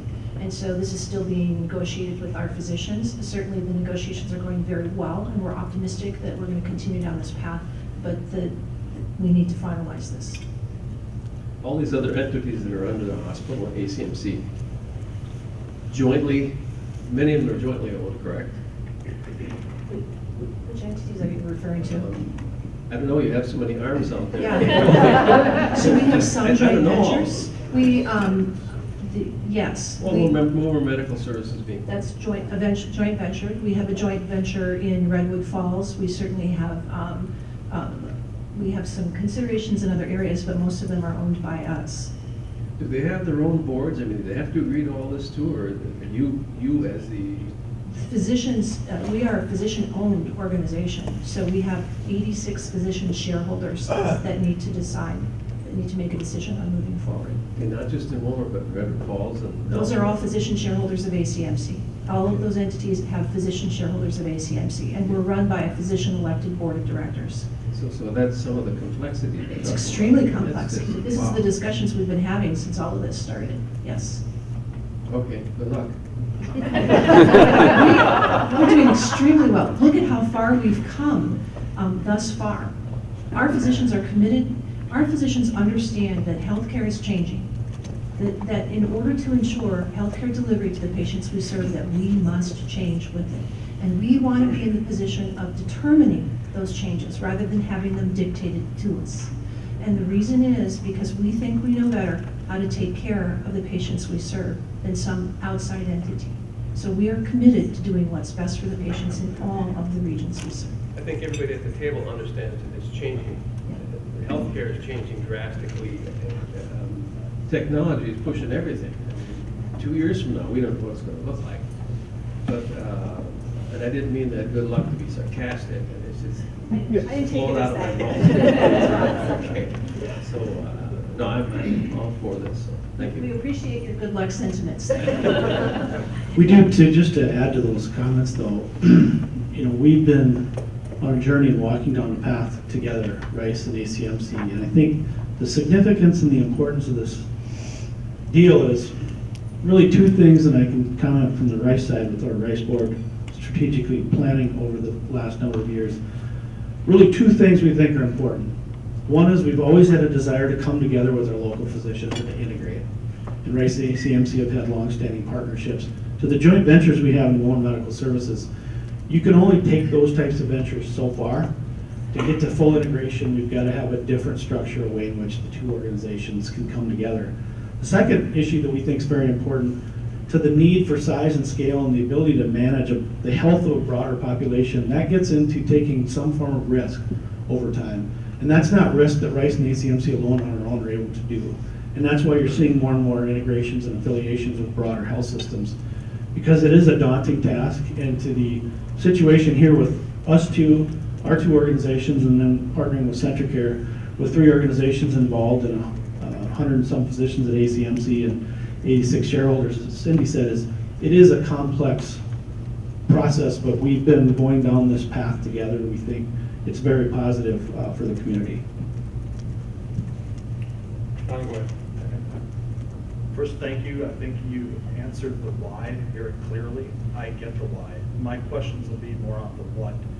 I think you're starting to put the pieces together. I still have questions regarding, you mentioned them, service commitments, maintenance of core services, these types of things, employee impacts, all of those pieces. I guess I'm waiting to see how those roll out before I would be comfortable making a decision, as I'm sitting here wondering where it is. But I think you've explained the why very well, and I appreciate that. Looking forward to hearing the answers to fill in those blanks of those what's that are there, much of my concern.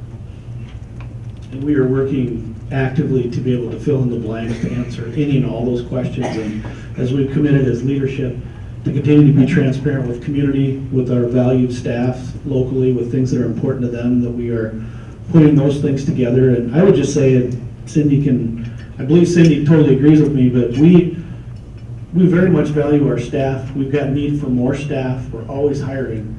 And there isn't a busload of staff sitting somewhere else that can be brought into the community. I know there's fear about jobs, but the idea is that employees transition over. We need all of our employees to help us fulfill and achieve our vision and our mission for the future. If anything, in the future, it's hard to find good people. We're going to need to find more people. And as an employer, I can't reiterate this enough, our goal is to be an attractive employer and to be able to be successful with recruiting and retention of staff and physicians and all of the successful people we need to achieve our mission for our organization. So more detail to come. We're very committed. We're working very hard. We're very close to be able to roll out more detail, and we're going to have more forums. And as I said, we're going to have an upcoming community forum for the community in early October as well. So thank you for the comments.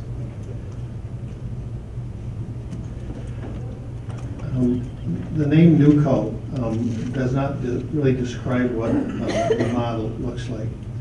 So I talked about tomorrow, and one of the challenges about tomorrow is of whether or this occurs or not, or some other thing happens. There's much unknown. So really the challenge, I think, for us as leaders is how do we create a construct to address the unknown. And the NewCo model is fairly unusual. We're creating a governance model and a management model that's local. It is not a system takeover like you would see with large systems around the country. It's creating a governance model and a management model which has local control and local flavor and local determination. And that's the difference in my mind's eye. Because a lot of your questions, we won't know the answer whether we do this transaction or not. What happens long-term to commitment of services to Willmar? I have no clue what technology is coming, and none of us do. The commitment is to have decision-making be locally owned. And that's what's, to me, the exciting part about this. It's local governance, local management. Andrew?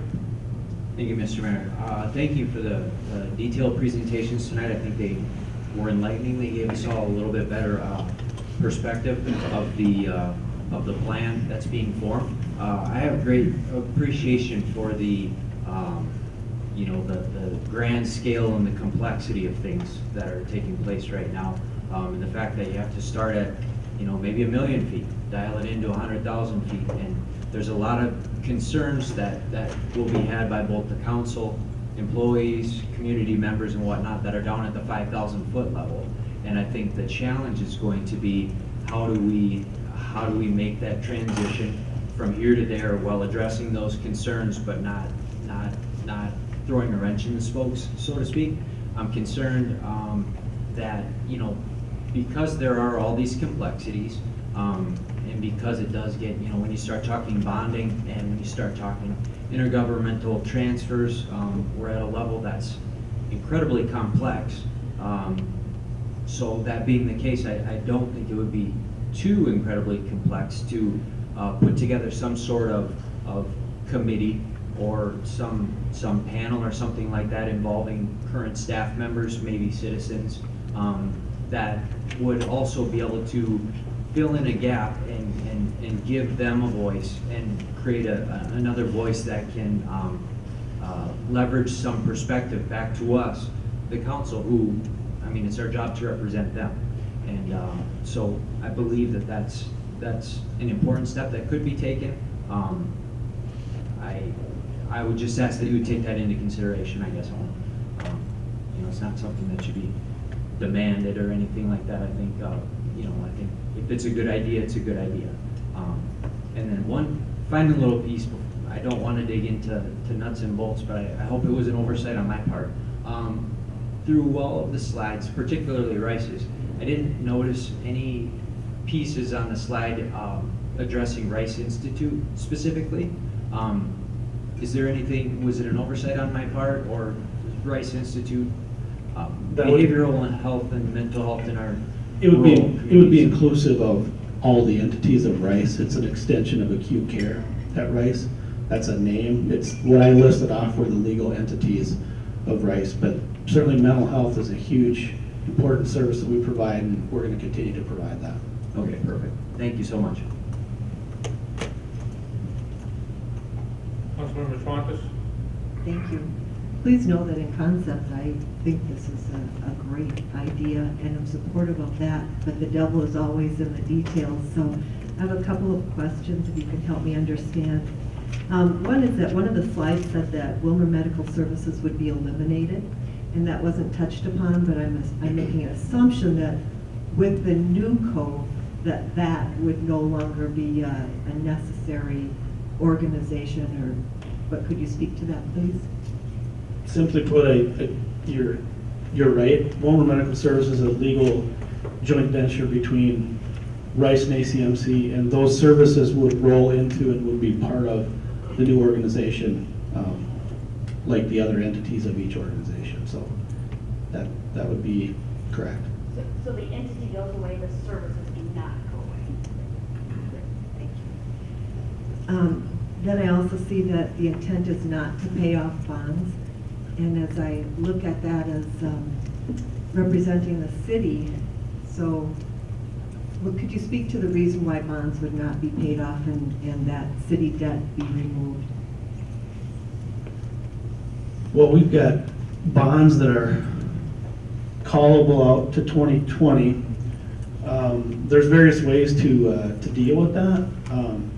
The debt would essentially be backed by the new organization, ultimately by Centricare. And how we handle the timing of those initial bonds that are callable out to 2020 is something that we would address via the transaction. So Bill can weigh in, Paul or Dave can weigh in as well.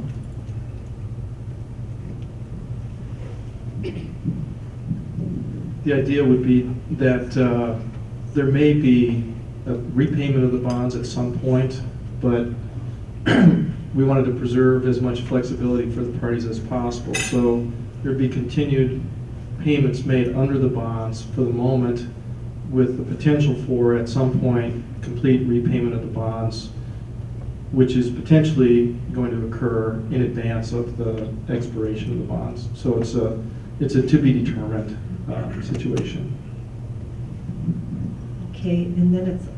I was just going to say, at Centricare, we, when we have affiliations like this and leases like this, we look at those issues each time. Sometimes the bonds can be defeased. I won't try to explain what that legal term is, but paid off. Sometimes they can't be. Sometimes we are able to refinance them, which reduces the cost to the organization of financing it. So we will, as Dave says, it's to be determined, and there are a lot of options. Then another item I heard was that if and when the bonds are paid off, that there would be an option to be able to purchase the hospital. Could you speak to your intentions regarding that?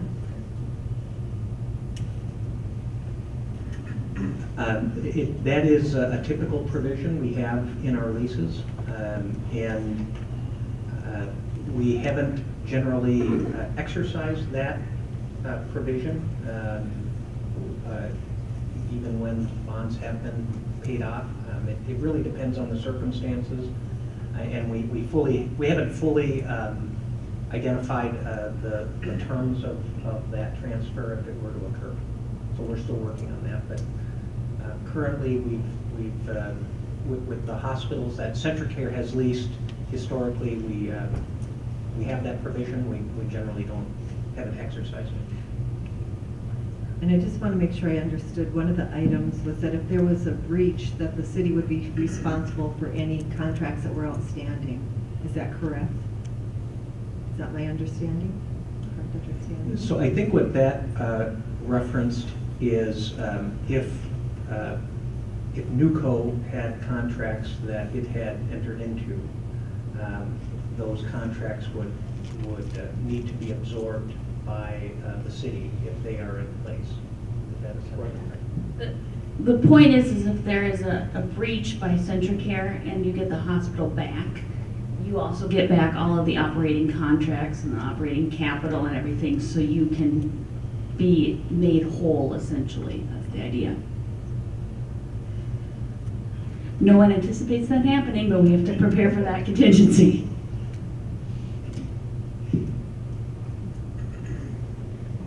That's all I have right now, thank you.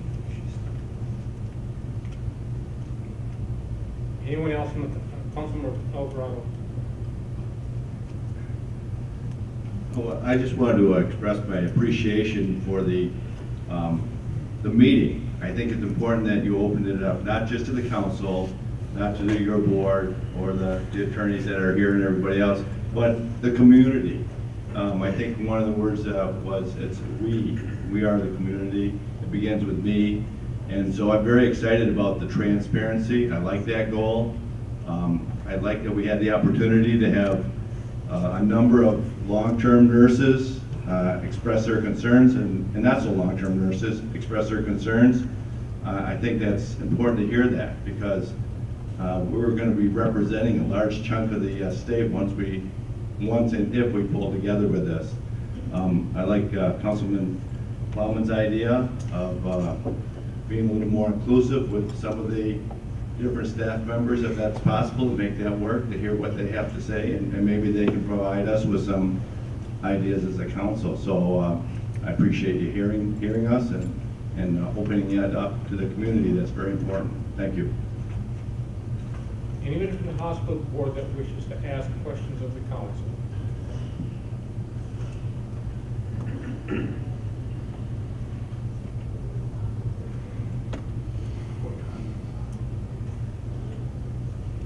You have them very well educated. Very good job. I have a couple questions. I got this one. Sorry. We have to be visionary.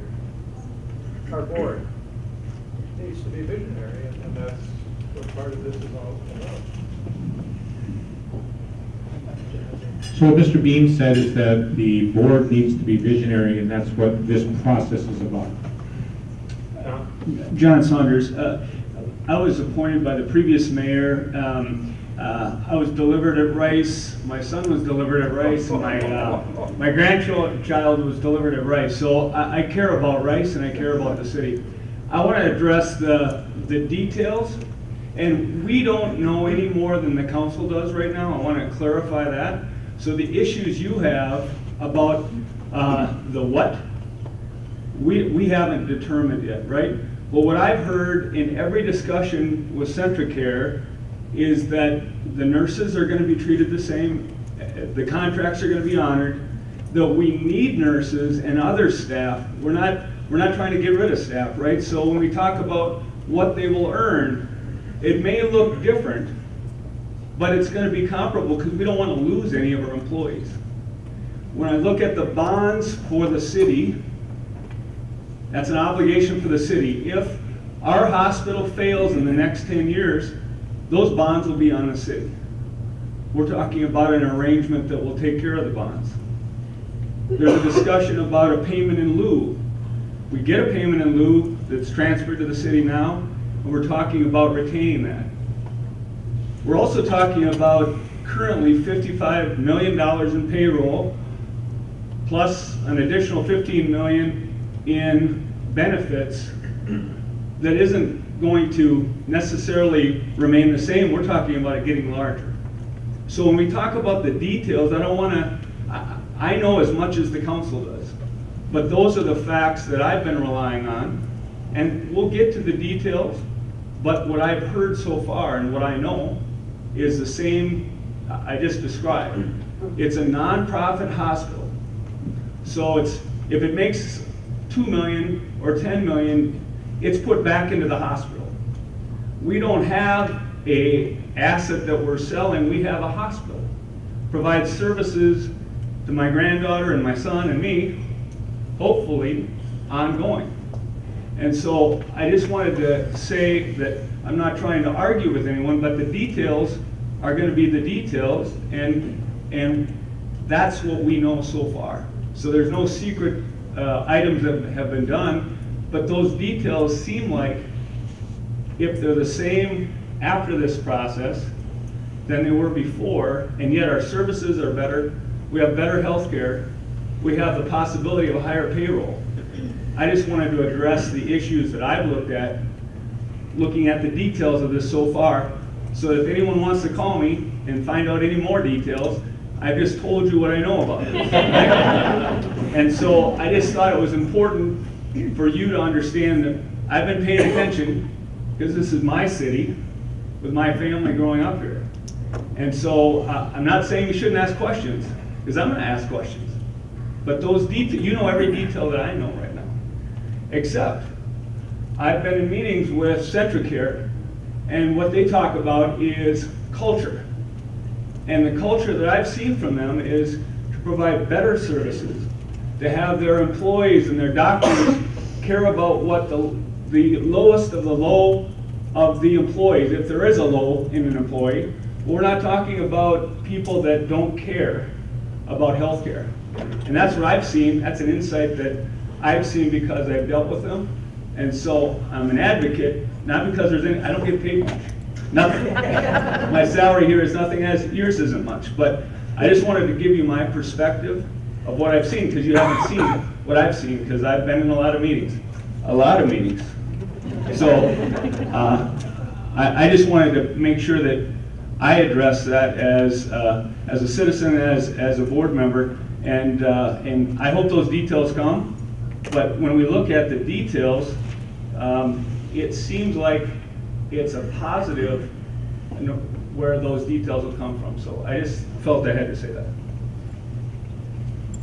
Thank you. Is there anybody else that wishes to make some comments or have a few things I'd like to say? Go ahead. Thank you. I'm glad you mentioned the payment of lieu of taxes, because that was a big concern of the cities. I'm not familiar with 501c3s and whether or not they pay property tax.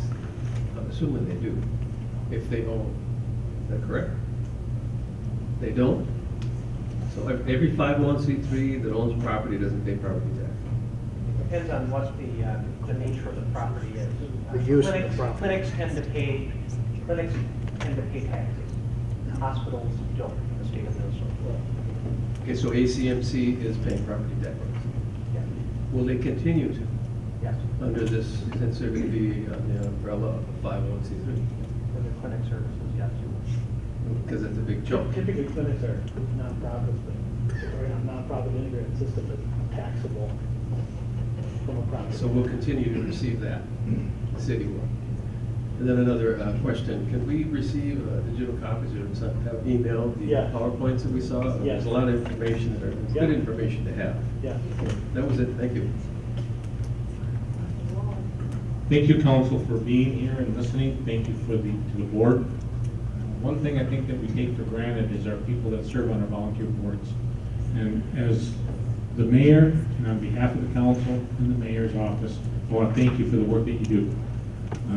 You were talking about all the meetings that you've been attending, John. I know you've been attending a lot of meetings because I've been a couple of them. And you guys are doing good work.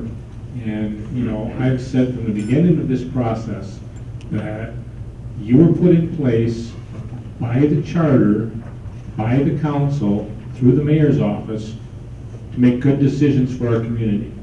And we have to rest and trust you to make those good decisions. So I want to thank you from the mayor's office and the council I can speak for as well on this issue, because many of them have told me that they are very thankful for the work that you guys do. So thanks for the work that you do. It goes unnoticed and unwelcome, but I want you to know that you are appreciated. Mike, one thing that I would ask of you is that the sooner we could put that in writing, that all of the contracts would be honored, would certainly be helpful. I know that the council is receiving numerous information about that, and I know that if you could do it, you would do it as quick as you could. So I understand that, but if we could get that done, that would certainly help us on the phone call side of things. The only question I have is that you have, on the new code, will own the surgery center. And so is that the old surgery center or the new surgery center? Does somebody know that answer? Either or both. I mean, yes, we're building a new facility, but it will be inclusive of the service line, which again was one of the joint venture service lines, all of which will roll into the new organization. Thank you. On behalf of the citizens who came today, and those of you that spoke, and those that I talked to, and I asked you to keep your comments limited, thank you for doing that. I do appreciate that. We wanted to get the work done at the table here. I believe we did a lot of good work. I think that you know a lot more today. The council knows a lot more, and the hospital board knows a lot more. So we had a very good meeting. Mike, thank you for putting this together. Dr. Smith, thank you for your leadership. And I think that, as Mr. Dean said, you know, we have to be visionary. We have to look at where we're going. We can't look at where we've been. So thank you all very much. And with that, we will call the work session a wrap. Thank you.